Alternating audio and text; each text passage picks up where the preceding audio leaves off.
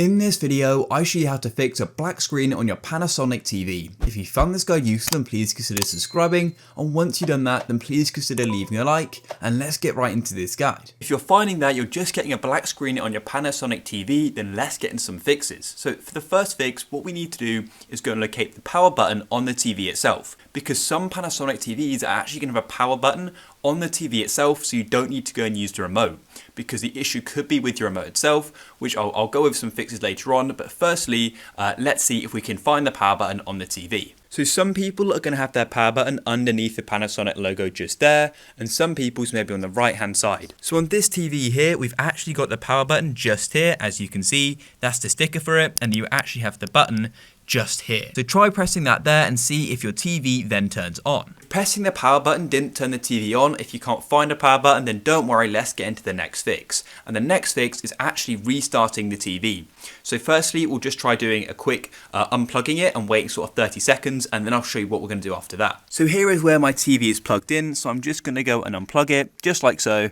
And then after you've unplugged it, wait around 30 seconds and then plug it back in. So here we go, I'm now going to go and plug it back in like so, and then come back to your TV and see if it's then going to work.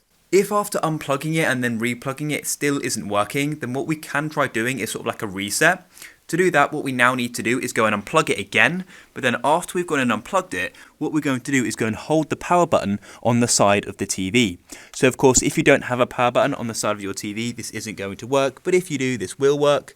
So then locate the power button, which is this one here for me, and hold this for around 30 seconds. And then after those 30 seconds have then passed, go and let go of the power button like this, and then what you can do is go and plug the TV back in. Then after you've plugged your TV back in, you can then try turning it back on using the power button on the right hand side or underneath it, or you can try using the remote as well. And hopefully that'll go and fix your problems. As I said earlier in the video, if you find that using the power button on the side of your TV works, but your remote still isn't working, then I'll show you some fixes for that. However, if you find your remote is working or your TV still isn't working, then you can skip this part and I'll go and explain another fix you can try.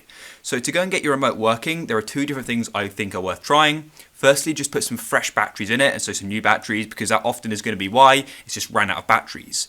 Now another thing you can try as well is if you don't have any batteries or you want to try something else, is what I personally did when my remote wasn't working was literally just take the batteries out of the remote. So here is my remote just here, as you can see, and what you need to do is flip it around like so, and then we can go and remove the back by pressing this up and then opening up the back. And then what we can do is take the batteries out just by taking them out. But of course, make sure you put them in the right way as well, because if they're in the wrong way, then that's another reason why they're not working. So in this case, the positive needs to go at the top, as you can see. So yeah, I'm making sure they're in the right way. There we go. So after you put them back in, then you can see if it will work, and if it does, you can then go and put the cover on. So if you found that none of these fixes have worked for you, then it's probably worth getting in contact with Panasonic to see if there's a repair center you can go to or send your TV to, or if there's anything else you can try. But if one of these methods did work for you, then please consider leaving a like, and I hope you found it useful.